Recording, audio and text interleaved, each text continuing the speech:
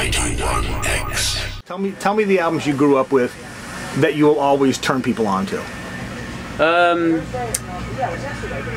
Well, I guess, you know, a lot of Bob Dylan records, you know, I was hipped to on the back of the school bus, you know, by this kid with sideburns that was cool, you know, and like that. And have sideburns in grade school? No, this was like freshman year of high school. Right. And I was like, dude, that guy's got sideburns, he knows something.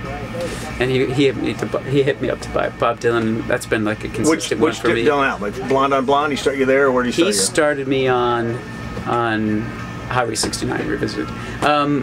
But the ones I share with everybody... For that album at that time was probably 25 years old? Yeah. So there you go. There's your 25-year span there. So what else did he turn you on to? Started you with Dylan. Good start. And then I got... Well, but I guess the records that I like to turn people on to, I guess, are...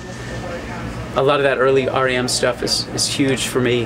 The Cure is absolutely huge for me. When you say early REM, people think REM early, meaning the Warner Brothers years when they became massive, but to me I always go back to the IRS days when they were still doing, like, you know, Harbor Coat earlier, you know, Seven Chinese Brothers and that stuff. Yeah. Put the camera on him. You're the one talking. I'm joking.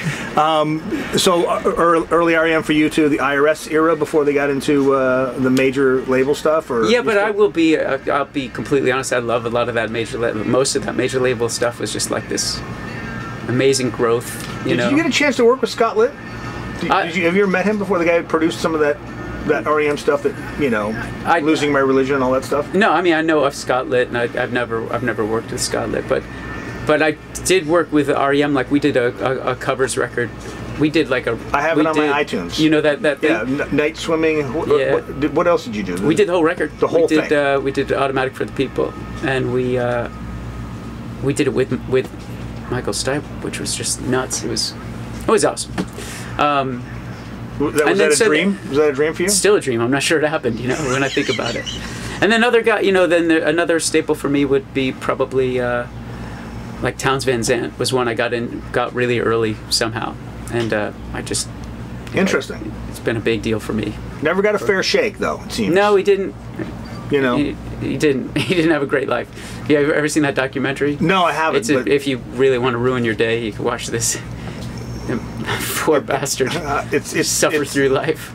It's sad because then there's guys like Jeff Buckley too that just, you know, pure genius and just all gone in a matter of moments. And then people like, you know, what happens if they would have, I don't want to say stuck around, but, you know, it's almost like the legend gets added to in that aspect. But same thing for Dylan. You know, Dylan disappeared for, I don't know, a couple years after the motorcycle accident. He was like, they had to back off everything. But I guess that's the line of demarcation for a lot of people, right? For a lot of fans, it's like that moment. But to me, it's still it's still the same thing. He's the same guy. It's just that things, I don't know how to describe it. I mean, because you're the artist, you'd have to describe it better.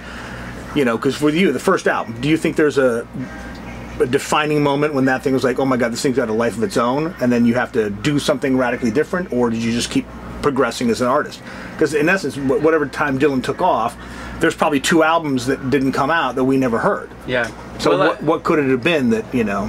For him or for me? For anybody. Oh, for you. I mean, you know, like the cycle. I guess it's hard to assess when it's your stuff. What's causing the evolution? You know, I could say simply like there was, you know, it was just me and an acoustic guitar, and I just kind of like heard all this other instrumentation, simple but more, and I kept tacking on players, and then it got too big. You know, it was like I liked the period where we were heavier, electric. Bigger, for lack of a better word, right. But it's not my favorite period. There's a lot of highlights within that. I think that I just like the raw, stripped down thing more than anything else. And what are we going to get today? Both? A little of both. A little of both. Yeah. A little bit of both. Wonderful. Thank you so much for coming back to San Diego. It's good to see you. It's good to see you too. I seriously wish you'd find a studio in San Diego and record here. That'd be great. It would sound like a Beach Boys record. I could do it in this bus. Yeah, exactly. We're game for the bus. Yeah, well, you know what? Maybe that's what we'll do. Maybe we'll hook you up with the bus somehow. We'll just put a little... Well, actually, you know, we have a mixing board that fits in that little hole over there.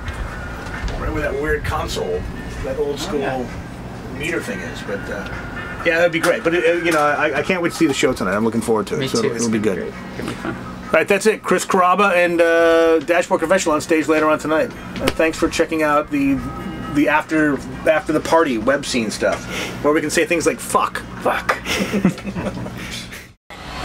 91X.